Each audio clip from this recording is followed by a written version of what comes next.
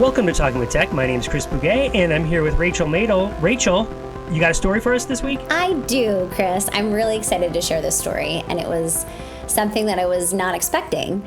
So I was back on the East Coast visiting family for the month of September, and I had organized, whenever I'm home, I try to see as many friends and family as I can. And so I organized a get together with my grandmother, who's in her 90s. And I just love seeing her. She's so vibrant and full of life. She goes to the gym, Chris, every morning at 5 a.m., religiously. She's been doing this for years, and she still sticks with it. I'm just always so in awe of her and impressed. So anyway, I went to visit. She lives in a community now for older individuals, and she has tons of friends, and the place is really great. They have all types of kind of classes and support. And she was telling me that she is taking a class all about her computer, like a computer class. So we're sitting there, we're just visiting, and she also has macular degeneration. So she's losing her vision basically. And I was asking her, just how are you doing? And she shared that she's really struggling because she used to be able to read the newspaper, and she's not able to read it anymore. And she kind of has all of these magnifying glasses and lights in her room. And she was sharing about it. And I was my little assistive technology brain started working. And I was just I wonder if I could help her with some type of supports. There has to be some accessibility things I can do. She already had kind of enlarged text on her phone, which was great. So I was did you know, Grammy, that you can take a picture of something and you can have the screen read the text aloud? And she's no. She's what do you mean? And so I I'm give me something that you're not able to read. So she pulls a letter out. And she's I just can't see what it says. And I'm okay, great. And so I take a picture of it and of course, enable the feature for screen reading. And I show her how to do it. And she's just blown away. She's oh my goodness, I can't believe it. I can't believe it. And so I'm do you want me to teach you how to do it? And so I'm of course, I'll teach you how to do it. And so I go through each step, and she's so cute. She's okay, hold on. And she's has a little notebook. She's writing each step down, take a picture, step one, touch the screen, highlight the text, hit select all, hit speak aloud. Of course, I had to open up that feature, the iOS feature. So over, the course of a couple hours, we kept kind of circling back and practicing the skill. And she's able to do it. She got a little tripped up. She called me after I left, and she's I can't remember one of the steps. And so I was kind of talking her through it on the phone, and I have to check in with her because that was last week, and I'm wondering how she's doing. But it's opened up this whole world to her where she wasn't able to read, a letter in the mail, or, they have kind of a newsletter for that community that she's living in, and she can't read it. And so, just being able to kind of empower her that she can still access the information, and showing her how to do it. And I just loved it. She was so committed to the process, and she's no, let me try again. She was so kind of tenacious in her eagerness to learn how to do it. And it was just so cool. It was just I never thought about it until she started saying I can't read. And I was I work with plenty of individuals who have visual impairment and can't read, something on a screen or a piece of paper. And so it was just such a cool experience to be able to support her. And it just got me thinking there's so many, older individuals who are losing their sight. They might not have macular degeneration, but reading is hard for them. They need a magnifying glass. They need a super bright light. And it just it got me thinking about all the different tools that could be so useful to, so many different people. And it just takes someone willing to kind of sit down and teach them how to use it, like I did with my grandmother. And it just it was just one of those moments where I was so grateful for the technology and so grateful that I had the information about the technology. And she just thought it was the coolest thing. She just could not get over how incredible and magical it was that you could take a picture and it could read it to you. Well, Rachel, you got to be careful with those things because she might get addicted to her cell phone. Yeah, she might use it as a crutch. Right. It's cheating because it's not really fair to all the other people in that facility that don't know that tool, right? They're trying to read it with their eyes. That's so. I'm sorry you taught your grandmother how to cheat at reading. No, something you said there, and I know I'm joking around, but that is so awesome, right? Because it brings back her autonomy. She doesn't have to go and wait for someone to read it to her, right? She can do these things independently when she wants to now. It gave her back portion of her life that she didn't have before and more control over it, right? But something that you really honed in on there that I want to highlight is it took someone to teach her, right? She didn't even know what she didn't know, right? Like she knows how to use her phone for what she knows it for, but she doesn't know all these other features. And you taught her how to use it. You took the time to teach her how to use it. And now she uses it appropriately, right? Like all joking aside, she's not addicted to her phone. She's using it to read her stuff, right? I'm tying back to a larger issue that is really resonating with me. It's something that's happening in schools all over the country is, put those cell phones away. Don't use them. Don't use them. Don't use them. You're addicted to them.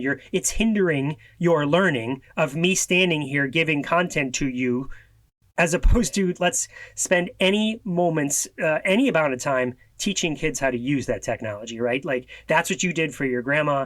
You said, let me spend some minutes. We had I now have this awesome memory. You got to share it with on the podcast. You really helped her. All this good comes out of it with some instruction. And I was like, that would be the same thing if we did that with kids. But there is no like cell phone curriculum, right? There's cell phone jail, but there is no cell phone curriculum where we're teaching kids how to use those things, again, for the power of good, right? To help with their the jobs of getting their life organized or getting their work done or to help them with their learning. It just seems to be something where just like put that thing away. You're not allowed to use it. And I just feel like we're missing the boat there. Totally throwing the baby out with the bathwater here. And it's so interesting to me too, because I feel like whenever I'm looking at things when it comes to students and how we're teaching them, I'm always fast forwarding to what these kids are going to do as adults and like what we all do as adults. And like, I understand the difference between like adults and children at that, like, there is some teaching that needs to go alongside of using these tools and not being distracted by a text message on our phone and things like that. But the reality is like, we're all using our phones to do basically everything at this point. We're checking our email. We're talking to our family and friends. We're making orders. We're organizing our life on a calendar. We're writing notes in our notes app. It's just like we're using this tool all the time and we're using it to be productive in our lives and get ourselves organized to support our executive functioning skills. And it's like such a missed opportunity when we're not thinking through that lens, when we're trying to teach our students how to use it. And also I recognize that there are some things that will come up, but that's when you have to teach, right? Like you have to teach kids how to navigate that. And I think it seems easier to just be like, absolutely not, put it away. Right? It's harder to be like, teaching the class and, spending extra time with that one student who might feel very distracted by some other things on the phone.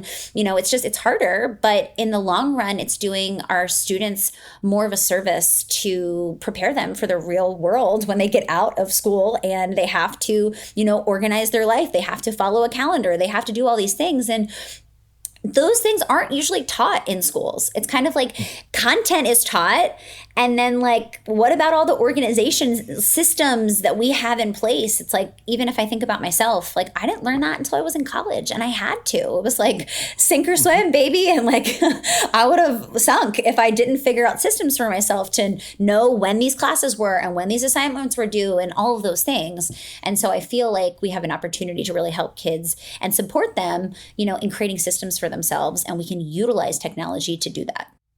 I want to give you a very specific example, and the world is a very specific example. So I just got back from the United Ability Conference, and I had mentioned earlier that I had presented on generative AI, but the other session that I presented on was executive functioning and organizational tools, but really not tools, the strategies that go with tools. So imagine this, right? One of the things that I mentioned was a strategy called the Pomodoro Technique. And what that is, you're nodding. You're familiar with the Pomodoro Technique? Yeah. So for those who are not, what it is it's a strategy to say, I'm going to focus on something for 25 minutes, and then I'm going to take a 5-minute break, and then I'm going to focus again for 25 minutes, and then another 5-minute break. And you do that repeatedly, as much as you not need to or want to get your thing done, right? So imagine if you're studying, okay, I'm going to study for 25 minutes, I'm going to take a 5-minute break. Well, what is the problem that a lot of people have with cell phones is kids doom scroll on it, right? That's the term, right? Just get on there, and before I know it, 3 hours has gone by with my thumb just going up, up, up, up, and I'm watching video after video after video. Okay, so what if we said, okay, we know that's a problem. We know that people are doing that. And without instruction around it, that might be an outcome. What if we said, all right, let's marry the Pomodoro technique with how you use your cell phone. So 25 minutes on of doing something. And now the timer goes off on your phone, right? You set a reminder.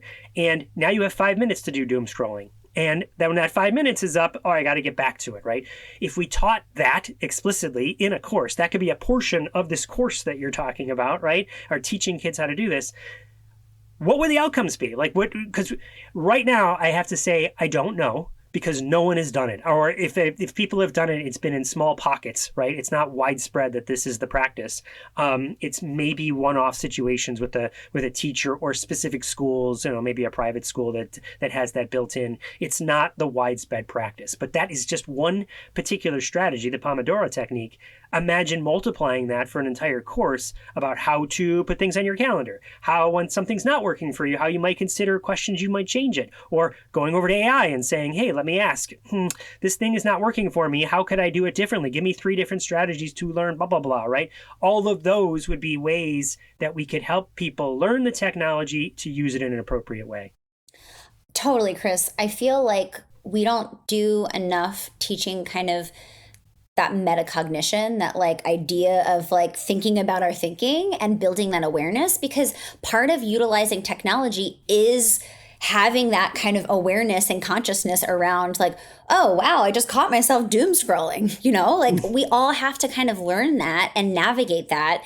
And I feel like teaching kids at a young age how to engage with technology, noticing when they got sucked in, and then, changing courses. I love the idea of a timer to kind of help set up a habit and a routine around it. Kind of like when you listen to a meditation, and the reason you're listening to a guided meditation is because the moment you kind of lose track and you start thinking, someone's pulls you back and you're like, oh, that's right, I'm meditating, let me focus on my breath, or whatever it is that your focus is on. But I feel like having that timer is a good way to kind of pull you back in. But again, thinking about more than just the content, having kids create systems and create and develop these skills feels really important for long-term success. Well, thank you for sharing the story about your grandma. How exciting for her, and that she's going to be, reading more content. And I bet, will she have conversations with her friends that she's made there at that place and show other people how they can use their phone and spread, all because you took a few moments to teach her and show her technology and how it can be used to open up her life. Totally. I was just already thinking who can I find that's an AT specialist that's near my grandma, so I can have them go teach her, because she's so willing and open to learn. And she's going to this computer class, but I'm thinking who are the people teaching this technology class that haven't thought about assistive technology? So it's really got me thinking. The other thing I looked at, I was on her email thinking oh, I can do a screen reader for her computer.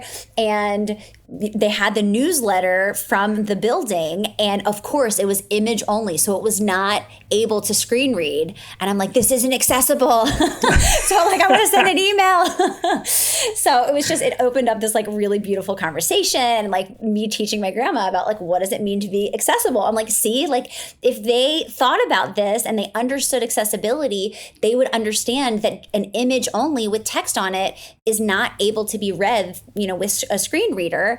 And that becomes really important when we're thinking about making sure this media is accessible. And so she's like, you know what? They should be thinking about this. And I'm like, absolutely, Grandma, they really should.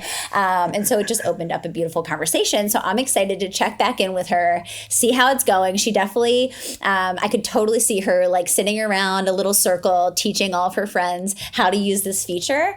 And I was like, I need to come back and teach a class. Like, I'll come back and like teach everybody a class on like how to do this with their phones. Rachel Madel's grandma, advocate for change. I love it. I love it. Rachel, what's the episode today? What are we talking about? Chris, I'm so excited. This is part 2 of the Talking with Tech Live we did with ArkSHA. Super excited always to do a Talking with Tech Live. And Arkansas was awesome. So let's lead into part 2 of our Talking with Tech Live with ArkSHA.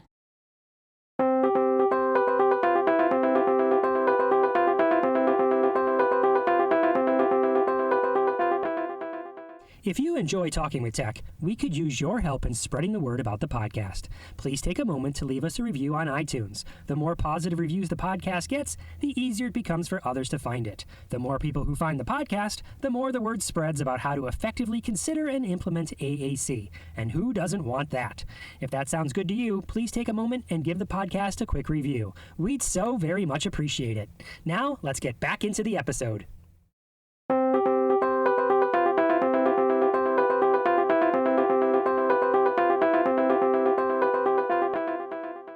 I love what Tammy just said too about asking a question. I feel like one of my favorite ways to get buy-in is to actually lead with more questions. It starts to reveal what roadblocks are actually at play. So the question becomes like, why is a teacher or a paraprofessional, like, why aren't they using AAC? It could be because they don't think the student needs it. It's like, well, they have verbal speech. So like, why would they need this thing, right? It could be that they think, oh, like, that's too high tech for them. They couldn't possibly use it, a limiting belief. It could be that they're just so overwhelmed in their classroom that they can't even imagine doing anything else. So the more questions we ask communication partners, the more clear it becomes as to what the roadblock actually is. And when we have more clarity around what the roadblock actually is, we're better able to come in and figure out how to support, how to educate, how to empower. Sarah writes, I have found pushing into the classroom and showing by example and modeling, I have had the best success with buy-in from paras and teachers. Just to comment on that for a second, Sarah, Rachel and I talk a lot about the concept of coaching. The idea that you might do some sort of training about modeling on a device or what core vocabulary is or what descriptive teaching is or whatever the strategy you might be teaching. And then there's sort of an expectation that teachers just do it, right? And we make the analogy that's sort of like watching a football game and seeing, well, that's how people throw a football. That doesn't mean because you've watched it, you can throw a football. There's actually going in and seeing someone do it in the game. And then there's kind of standing back as a coach and helping the other person do it. Okay, now, Sarah, I've seen you do it. Now I'm going to step in while you're there. And Sarah, can you kind of give me some ideas about what I'm doing wrong or what I'm doing right, and ask some questions to me so that I can give responses to think through how I did that? That's the basis of coaching. And we see that, at least I see a lot in my neck of the woods and in the presentations that Rachel and I do, and the conversations that we have, that we do a lot of training, but coaching is sort of like Gestalt language processing. It's developing in how many people are actually using that or knowing about it or doing it. Love it. We'll read Dr. I can't see the last. Oh, we'll read that in a second. But I have a comment too about the biggest frustration and that buy-in. Something that we've seen work really, really well in our school district is Rachel mentioned this idea of asking questions, right? That was based on what Tammy said. Well, we do that too in our neck of the woods, but we do it in a very structured way during the decision-making process. Meaning, when we're considering AAC and we're trying to choose what that AAC might be, a sort of a traditional model around that is someone who has some, I'll put in quotes here, experience with AAC is usually called in, looks at a student, maybe tries a few things, and then maybe writes up a report that says, this is the thing that we should implement. And the people that are actually working with the kid might have little to no say, or maybe have a little input, but they're not really there making the decision. So let me stop there. Is that fair? Like, is that what's happening in your neck of the woods? Is that usually how the paradigm works? Is that it's somebody comes in, maybe it's even you, that does the evaluation, chooses something, and then sort of dons it onto the people, and then they try and implement it with you maybe giving advice.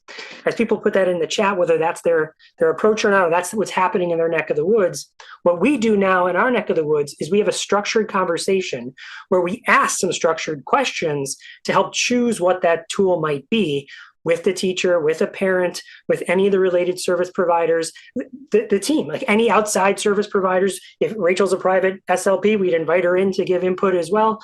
And then we'd ask those sorts of questions in a structured format.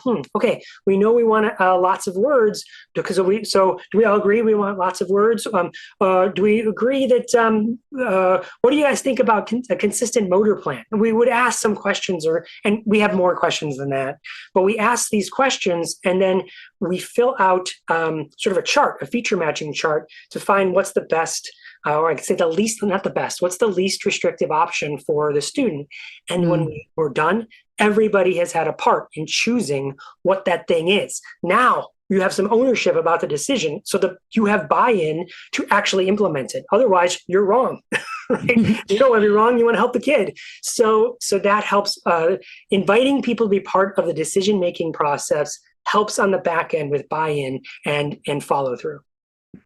To that point, Erin says, I have the parent come in with a representative who brings several devices so I can see what will work for the child, but also get parent input. Yes, the more people we can get to be a part of that process in the initial stages, the more we have that buy-in when we're going into the implementation phase of whatever tool that we select. Also, Tammy says, I've learned so much this year by going into the classroom, not just the content, but the responses and needs of the students. I feel like I've been writing goals and working with students, but not meeting their academic needs in the classroom. I think this is such a good point, simply because integrating into a child's day, whatever that looks like, whether that's into a classroom or into the home environment, or whatever the student is doing, being able to weave our way in and support in those moments and model and coach and integrate with what's happening is for sure one of the most effective ways to help support students, just because we know in a therapy room, even if we can get a student to do something in our therapy session, in a controlled environment, how do we get that skill to generalize outside of our therapy room? So taking the time to see what's happening in the classroom, and someone else said making those relationships happen, taking the time to build relationships. Absolutely. Those things are all really great ways to support that buy-in. All right, I got to comment on that too. So another great resource that is often underutilized when you go into the classroom or someone goes into the general ed classroom is the other learners in that classroom. So if we could maybe say, hey, teacher, could I partner with you to do a 45-minute experience with the kids where I take the screenshot of the home screen of what the student's using, or if you can, get some loaner devices that you could use, bring it into the classroom, do a modeling session for all the kids in the room, because even if you do get teacher buy-in, especially in general ed, next year they'll probably have another teacher, and then they'll have another teacher, but the people that move with them, the bubble that they're in, is the other students. So when you're thinking about the pie chart of your time and how you spend your time, it might be better to spend your time working with the other kids in the room and developing their skills as communication partners and just to become good friends. Yes. It kind of leads us perfectly into the next question, Chris. You talked about screenshots of devices. The next question is, what are your favorite low-tech AAC tools to use very early on until you can get a feel for the child? I'm so eager to hear what people are thinking in that respect. I do think that, and Jennifer, I'm curious when you say very early on, are you talking about like young students? Are you talking about just the initial stages of AAC? If you're willing to come on, Mike, I'd love to hear more. I have some questions that I want to follow up with this one.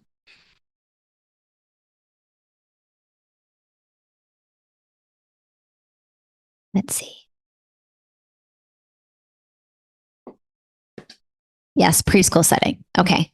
Yeah, I mean, one of the reasons I liked what Chris had said about the screenshot is that one of the things that we oftentimes are doing with preschool classrooms is we're introducing core boards. Put in the chat if you guys are using core boards with students. And one of the challenges with core boards is that how do we, yes, an overwhelming yes, core boards are the thing. Yes, but there is something better. Correct. I'm curious if you want to expand on that.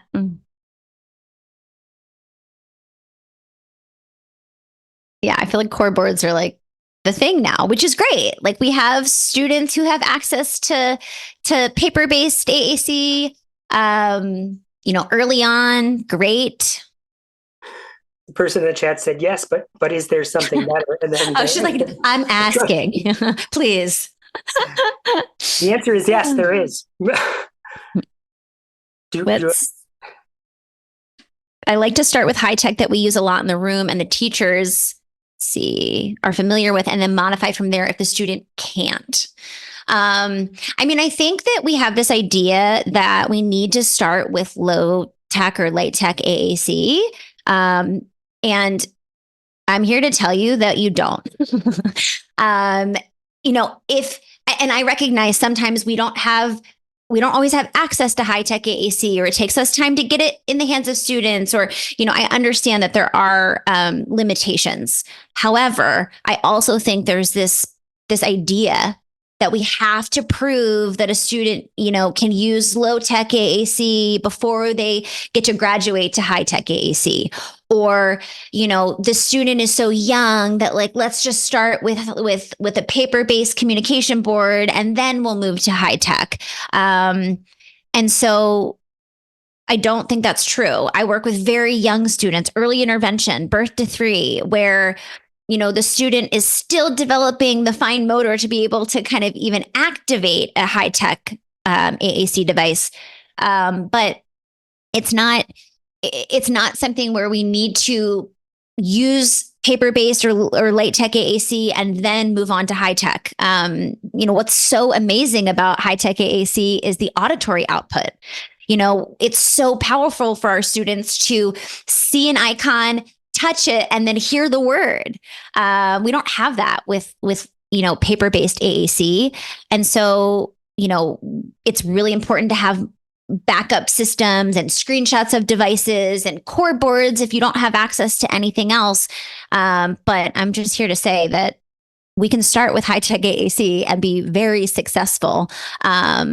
And there's like Tracy says, no proving. We don't have to prove that we now have earned our right to high tech AAC. And if we know that's what we want for our students, we want a robust AAC system for them. That's what our end goal is. Why would we not just start there if we could? I think it might be helpful to add 2 other components. The first is, especially if you're not someone who specializes in AAC, you might not realize that if you take a historical perspective, AAC used to mean an $8,000 device. And the price point has come down to get robust vocabulary. It was $8,000. So all these different constructs were created to help with the financial situation. We have to trial 3 things to get to insurance, for instance. And these are sort of legacy practices that maybe we don't need anymore because we have a price point that is much lower than $8,000. It can be $800 if you purchase an app during the right time and an iPad at the right time. And that's significantly less expensive. So the other thing that as core vocabulary sort of took off and we sort of recognized, and it's proven here in the chat, that people know about core vocabulary. What didn't kind of grow with it, but should have, is that concept that Rachel brought earlier of motor planning. So a lot of people went out and said, yes, core vocabulary, I got it. Now I can make core boards. But the words were sort of randomized on some sort of piece of paper. And if we think someday, eventually, kids are going to be able to learn to say whatever they want to say, however they want to say it. They'll be able to put ing and ed and plural s and possessive s. They're going to learn all of these things, which is the end game. We believe every kid can do that. Then we know now that we need to keep the motor plan as consistent as possible. Mm-hmm. There are ways you can change it, but you really don't want to if you don't have to. Think about how frustrating it is whenever you have to change your motor plan. Something has changed and you're like, oh man, why? So why would we frustrate a kid like that? So the idea now is take the core boards, and to make a core board, so you want to, like I said, bring core boards into a general ed classroom or put them all, make an entire environment in your school of core boards. Take your most frequently used application, take a screenshot of that, and use that as your sort of tier 1 universal support as you build up and get the funds and convince people that it doesn't, everything Rachel just said, it doesn't talk out loud. How come I can't hear it? It doesn't have a consistent voice. The core boards that I chose might not have ing on it or ed. How are they going to learn that?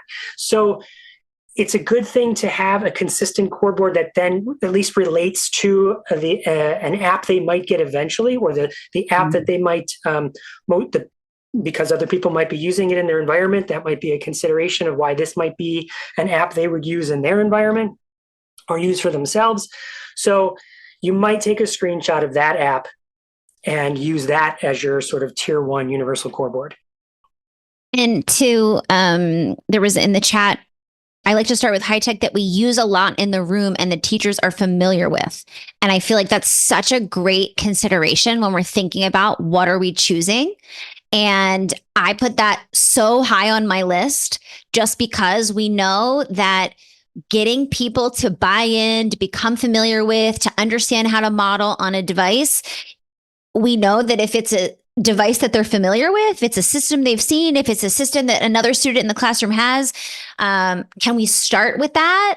And then if it's not the right system because this student needs, some other feature, then we pivot and we can adapt as we need to. But we know that we're more likely to get that buy-in if we have something that's familiar. And if we create a culture around AAC and we have one system that's primarily used, all of a sudden those teachers and paraprofessionals in the classroom are becoming really comfortable with that system and where the words are and how to model on that system. And so I do think that's a really good point and a really great consideration. That's one of our structured questions is, what are people in the room already familiar with? And if it doesn't mean you can't learn something new. There, like you said, Rachel, maybe there's some instances that there's very specific reasons why we might need, for instance, Vietnamese. This student speaks Vietnamese at home. How do the tool that we use most frequently in our classroom doesn't have Vietnamese? Well, that's another question. What languages are spoken at home? So there's some things that might outweigh another, but that certainly is one of the considerations that we put in our structured conversation. Alexa says we're already answering the question. I know. How great. Yes. So, and that's actually kind of leads into the specific language system first approach, Chris, which is the gift you gave away.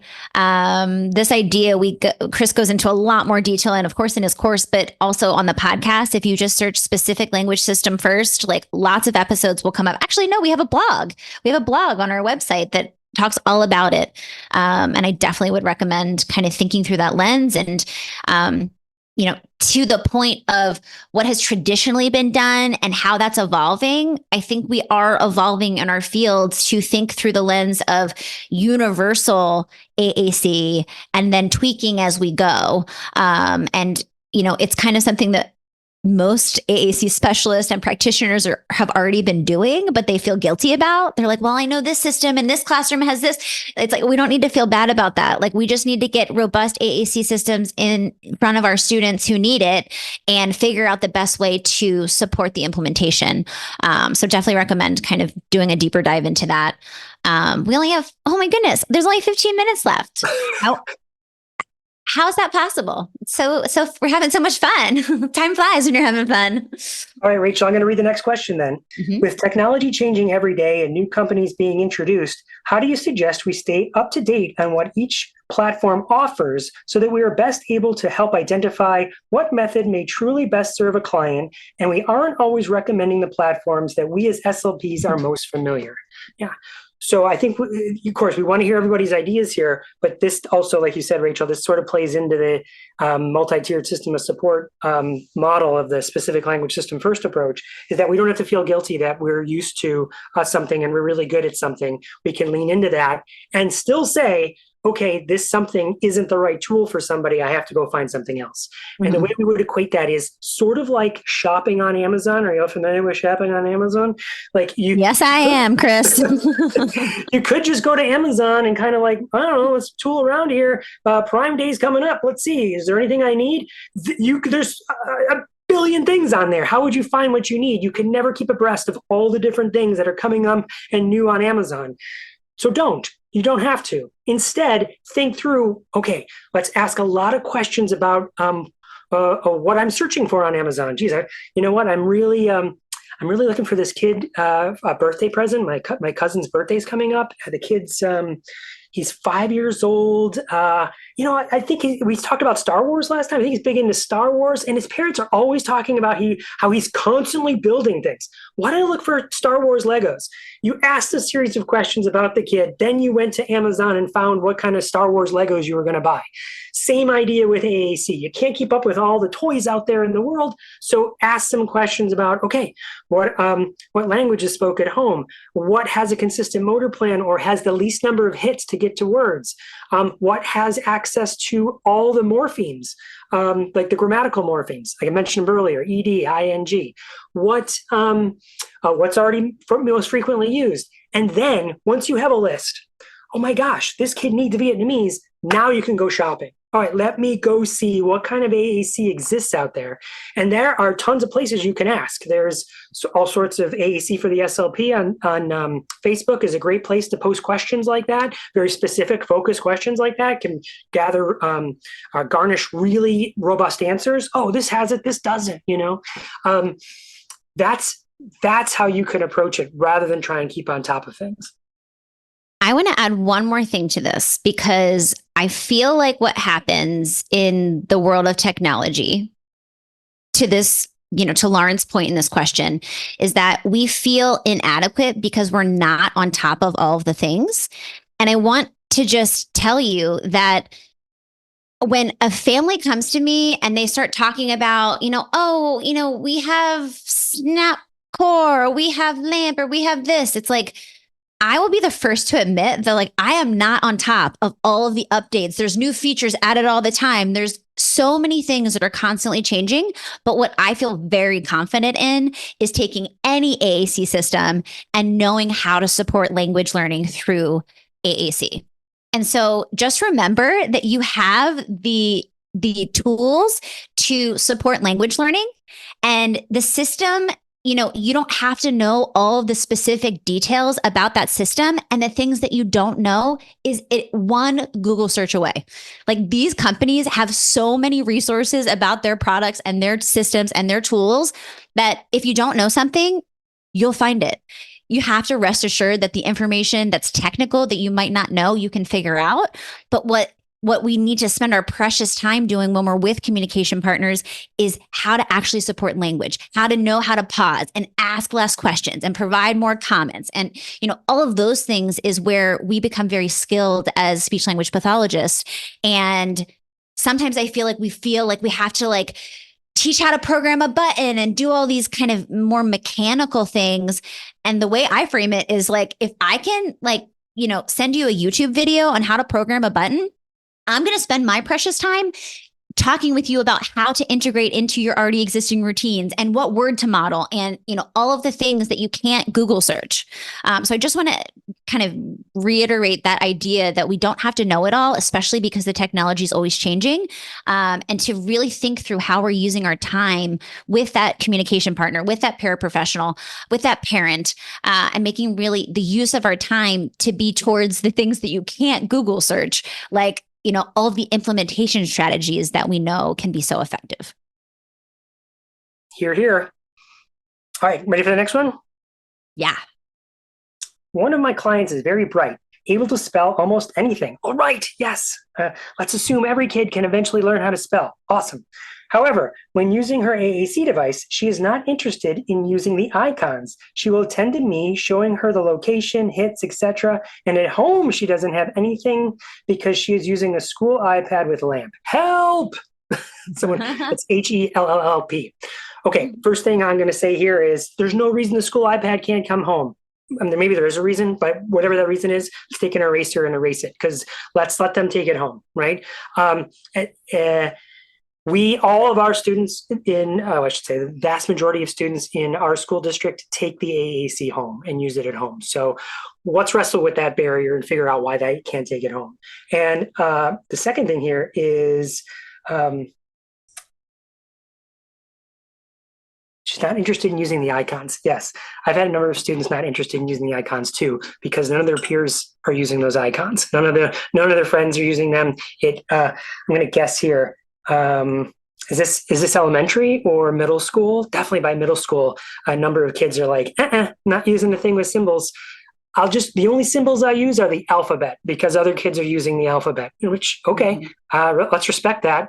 Let's start teaching the alphabet right away. So I think it's okay to lean into the alphabet and word prediction, maybe teaching her word prediction, but then also later on, and again, you say this student is really smart, but again, are really bright. I like to think any kid is. Imagine having a race with her. All right, you do it and I'll do it. And we'll see who gets through the most fastest, right? Or comparing that with other AAC users who are using a system that takes 3 hits to say a word versus typing out all the letters and finding it, right? So there might be teaching strategies that we can use to illustrate. Sometimes you use the keyboard. Sometimes you're faster if you use your AAC and find the icons. I have some more questions about this student. I'm curious if you've tried modeling spelling. So it sounds like you're trying to model the icons, which makes sense, but I would lean into the fact that the student's strength is spelling, and I'm always trying to identify strengths and build off of the strengths that students are showing. And so I'd be curious, one, what is the student saying, communicating spontaneously through spelling? Are they able to communicate through spelling? And then how do they respond when you model through spelling and word prediction?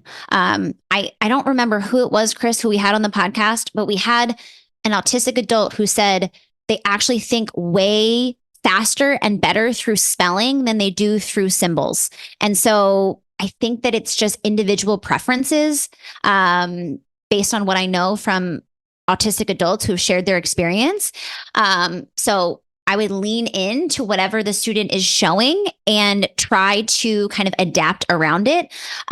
Yes, the icons can be a lot faster, but if that's not the way that the student's brain is kind of processing and thinking, then, we need to kind of lean into what the student is showing interest in and building off of their strengths.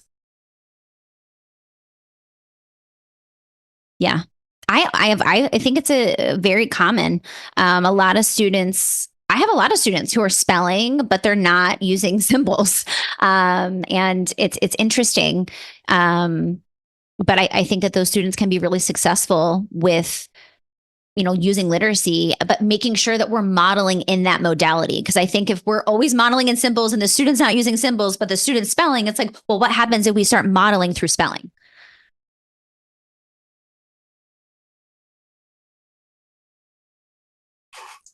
Yes, Michelle wrote to see. Okay, so catching up in the chat a little bit for the listeners at home. someone wrote, I have a student who I model with by using Word Finder on LAMP, Words for Life. He now uses the Word Finder himself if he doesn't know how to find a word or if he hasn't learned the motor pathway yet. Yes, what a great strategy, right? Now I can learn the motor pathway myself, right? Awesome, awesome. And then later on, it says, same person says, his teachers were not even aware he could spell some of the things he can. And then Michelle writes, least dangerous assumption, right? We should just automatically assume they couldn't do that, and they show us that they can do it way more than we think they can, right? What happens if we assume that they can, right? And we and assume that they maybe that they can't yet, but they will if we teach them. Yes. And also, Dr. Angelin Franks, yes, says texting is such a common way of communicating these days. I think there could be a lot of opportunity there once they start communicating via text. 100% yes. Are you guys familiar? There's a website called like the letter I, faketextmessage.com. It is awesome. It's a screen, like a phone screen, and you can input like kind of this text conversation. So I work on texting with my students with that website. Even better if you can actually have a phone and you can actually send it to someone and they can hear it. But yes, like how powerful is it to have a student learn how to text, potato chips, and then mom comes home from the store with potato chips? Like how, amazing and powerful does language become when we teach our students how to, use literacy, spell, text, all these things. I'm going to find the website for you guys and I'll put it in the chat. It's called I Fake Text Message. There's a bunch of them though. While you do that, Rachel, I'm going to quickly summarize the last question is, do you have any personal favorite systems? Maybe we do, but we're not going to say it because we want to be agnostic on the podcast. And again, lean into those strategies, spending more time focusing on going slow and doing self-talk and descriptive teaching and least to most prompting. And if any of those strategies that I just mentioned are like, what are those? Then listen to the podcast or reach out, because those are all strategies to focus more on rather than what's your favorite system.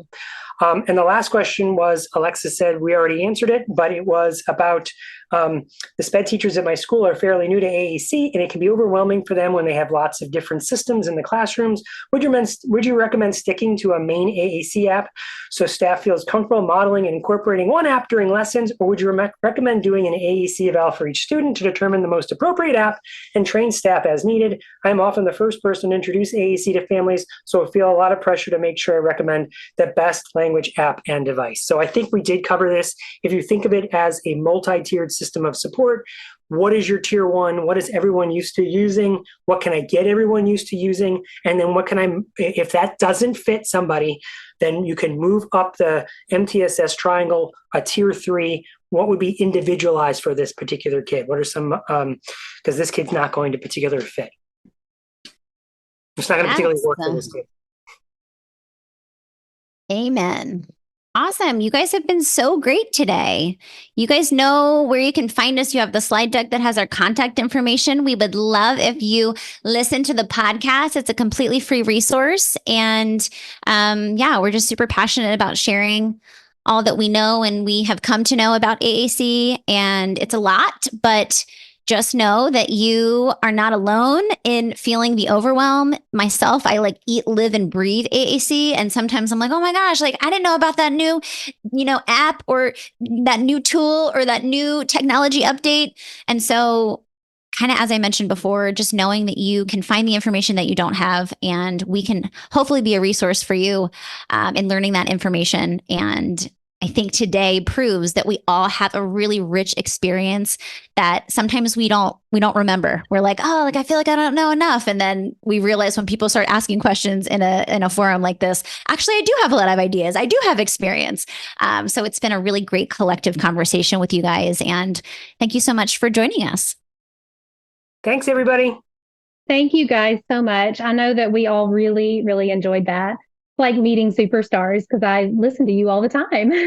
I love it. Thank you so much, Wendy. You're welcome. And I personally have experience with your AAC Ally course, and I mean, it's amazing. And then Chris, I have your 365 book that that I use all the time. So thank you so much for supporting ArkSHA and being here today. We couldn't be more thrilled that you agreed to do this. Yes, thank you. Listen to the podcast. It's going to be out in a couple months. Yes, Thank you guys are going to be famous. Thanks, everybody. Thank you. All right, everybody. Thank you so much for attending the final day of the ArkSHA Summer Schools Conference. We want to thank all of our presenters for their time, their knowledge, and their support of ArkSHA over these past 3 days and supporting you, all of our SLPs and audiologists in our state. And we also want to thank you, our participants, for being so engaged throughout the entire conference, through the chat and through the Q&A. We really appreciate that, and that just helps us all learn from each other. Please don't forget to complete the survey for today's session. So you'll do 2 surveys today. You'll do the Wednesday survey, and then at the top of the dashboard, you'll see a conference survey where you can give us feedback, and including things that you would like to hear about in the future. So we'd really appreciate that to make this conference even better next year. Let's see, if you're not a member of ArkSHA, we do encourage you to join today through arksha.org. Be sure to use that promo code SummerMem10 to receive 10% off a recurrent membership. And also, we would greatly, I already mentioned the conference surveys. Okay, and then we hope to see you all again soon as ArkSHA continues to advocate for and provide professional development for those around the state.